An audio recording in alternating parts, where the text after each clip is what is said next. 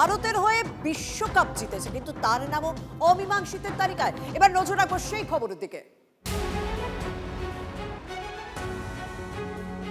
বিশ্বজয়ী cricketer Richa ঘোষের নাম অমীমাংসিতর তালিকায়। শিলিগুড়ি কলেজ পাড়ায় 30 নম্বর ওয়ার্ডের বাসিন্দা রিচা ভারতের হয়ে বিশ্বকাপ জেতেন। শিলিগুড়ির রিচা ঘোষ, স্বাভাবিকভাবে তার নাম যখন অমীমাংসিতর তালিকায় রয়েছে, বিতর্ক তো শুরু হবেই।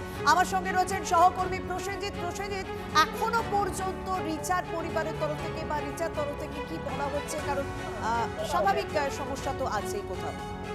দেখো, কমিশন সূত্রে যেটা খবর, প্রোজেনি ম্যাপিং এর ক্ষেত্রে রিচার নামকে নেওয়া হয়েছিল, অর্থাৎ রিচার নাম প্রোজেনি ম্যাপিং করতে গিয়ে কোথাও সমস্যা হয়, সেক্ষেত্রে পরিবারের যেটা দাবি, পরিবারের কাছে কমিশনের তরফে এই এসআইআর প্রক্রিয়া চলাকালে বেশ কিছু নথি চাওয়া হয়েছিল, এবং সেই প্রোজেনি ম্যাপিং এর ক্ষেত্রে রিচার বাবা যেটা বলছেন যে তিনি রিচা এবং তার দিদি সমশ্রী দুজনেরই বার্থ সার্টিফিকেট জমা দিয়েছিলেন, যদিও ফাইনাল যে তালিকা প্রকাশিত হয়েছে তাতে রিচা ঘোষ এবং সমশ্রী ঘোষ দুজনের নাম আন্ডার অ্যাডজুডিকেশন, অর্থাৎ বিচারাধীন। যদিও তার বাবা মা যারা দুজন, মানবেন্দ্র ঘোষ এবং তার স্ত্রী, তাদের দুজনের নাম উঠেছে চূড়ান্ত তালিকায় অ্যাপ্রুভ, কিন্তু তাদের যে ওই মেয়ে রিচা এবং তার বোন বা দিদি, প্রয়োজনী ম্যাপিং এর ক্ষেত্রে তো তাহলে রিচা এবং তার দিদির বাবার নামের সঙ্গেই প্রয়োজনী হওয়ার কথা।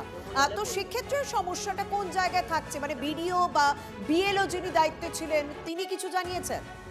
দেখো, বিএলও যেটা বলছেন, তিনি যেই সময় রিচাদের তথ্যগুলোকে আপলোড করা হচ্ছিল সেই সময় ইন্টারনেটের সমস্যা শহরে ছিল, সেই একটা দিক আছে, এবং কিছু নথি চাওয়া হয়েছিল, সেগুলো জমা দেওয়া হয়েছে, বাকিটা কমিশন বলতে পারবে বলে বিএলও জানিয়েছে। ধন্যবাদ প্রসেনজিৎ। লিস্টটা বেরিয়েছে, তাতে দুই মেয়ের নামটা অ্যাডজুডিকেশনে কি বলে, দুই বোনের নামই। হ্যাঁ দুই। কেন এটা হয়েছিল আপনি জানেন? না, হিয়ারিং এ ডাকা হয়েছিল। হিয়ারিংয়ে আমাকে বলেছিল যেরকম একটা হিয়ারিংয়ে হয়তো আগে এসেছিল, কিন্তু তখন বলেছিল যেহেতু ওরা থাকে না এখানে, তখন বলেছিল যে এরকম একটা বার্থ সার্টিফিকেট দিলে হয়ে যাবে। কি সার্টিফিকেট? মানে যে কোনো একটা ডকুমেন্ট চেয়েছিল, ডকুমেন্টটা আপলোড করতে হবে, তো আমি একটা ডকুমেন্ট দিয়েছিলাম, আপলোড হয়েছিল, তারপরে যাই না, বার্থ সার্টিফিকেট দিয়েছিলাম। আপনাদের নাম তো 2002 এর তালিকায় আছে। সবাই, ওর মায়ের নাম দুজনেই আছে। তাহলে সমস্যাটা কোথায় হলো? মানে নোটিশে লিখেছিল। জানি না, এখন ওনাদের সাথে কথা না বললে না অ্যাকচুয়ালি এইসব বিষয়ে আমি কিছু আমার পক্ষে বলাটাই অসম্ভব। অর্থাৎ রিচার বাবার স্পষ্ট বক্তব্য, যা যা ডকুমেন্ট চাওয়া হয়েছিল, তথ্য চাওয়া হয়েছিল, তিনি সেই সমস্ত তথ্য দিয়েছিলেন। স্বাভাবিকভাবে 28 তারিখের এই তালিকা বেরোনোর পর যখন দেখা যায় রিচা এবং তার দিদির নাম নেই, আলোচনা শুরু হয়েছে, বিতর্ক শুরু হয়েছে। বিএলও সবকিছু শুনে বলেছেন সেই সময় একটা শিলিগুড়ি শহরে ইন্টারনেটের সমস্যা ছিল, সেই ইন্টারনেটের সমস্যার কারণে এই ঘটনা ঘটতে পারে। এছাড়া আরো অন্য কি কি সমস্যা রয়েছে সেগুলো পরবর্তীকালে খতিয়ে দেখা হবে। তবে বিশ্বজয়ী রিচা ঘোষ ভারতের প্রতিনিধিত্ব করেছে, ওয়ার্ল্ড কাপ জিতেছে, তার নাম যদি অমীমাংসিতের তালিকায় থাকে, স্বাভাবিক তর্ক বিতর্ক তো হবেই।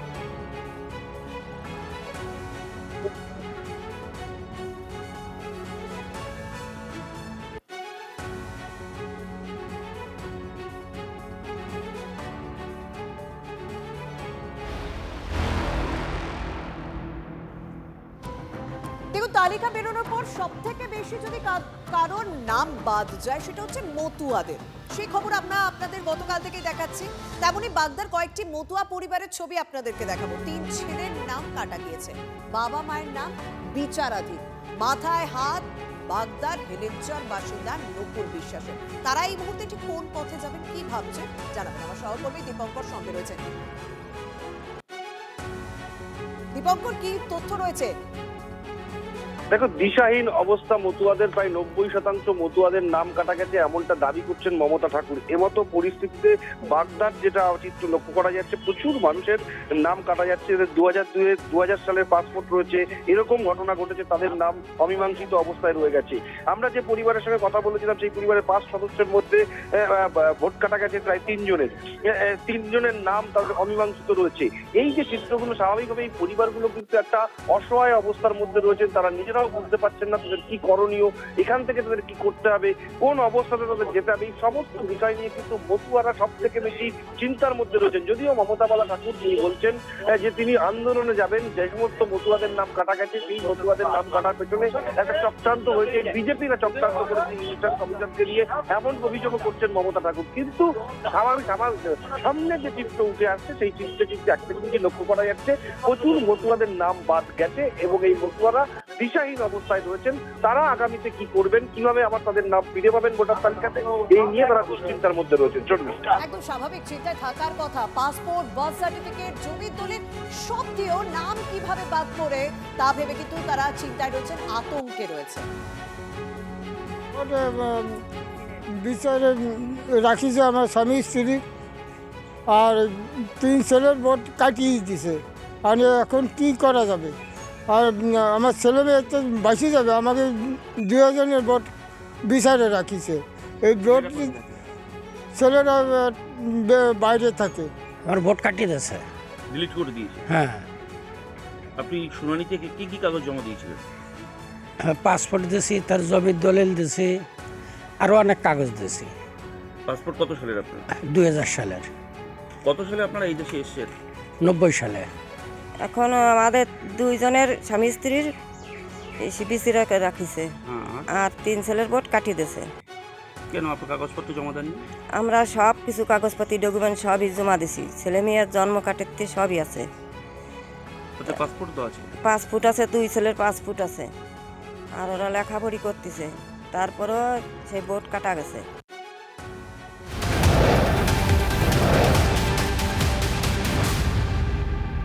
এতে গেল মতুয়া পরিবারগুলোর কথা। এবার দেখাবো তৃণমূলের আরো এক বিধায়ক, তার নামও এসআইআর এর চূড়ান্ত তালিকায় ঝুলে রয়েছে।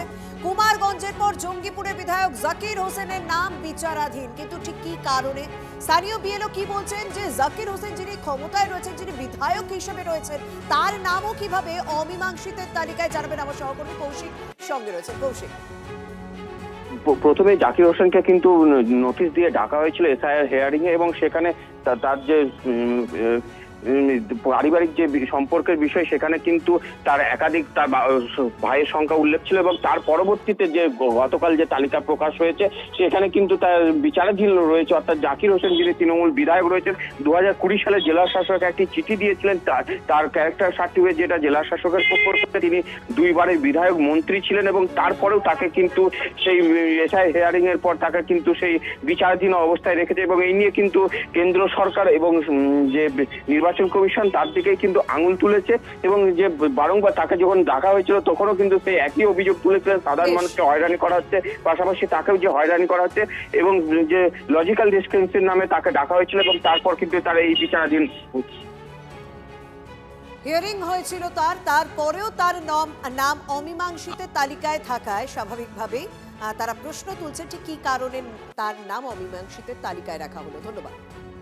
আমরা বিচার ব্যবস্থার প্রতি আস্থা আছে, কিন্তু আমাদের যে নির্বাচন কমিশন বলেছিল যে নিরপেক্ষভাবে বৈধ ভোটার না বাদ যায়, আপনারা দেখতে পাচ্ছেন আমার মতো লোককে যদি করতে পারে, যত লোককে হিয়ারিং ডেকেছে সারা পশ্চিমবাংলায় উঠল, মুর্শিদাবাদ মানুষ হিন্দু মুসলমান সকলকেই তারা একটা লক্ষ্য করলো না।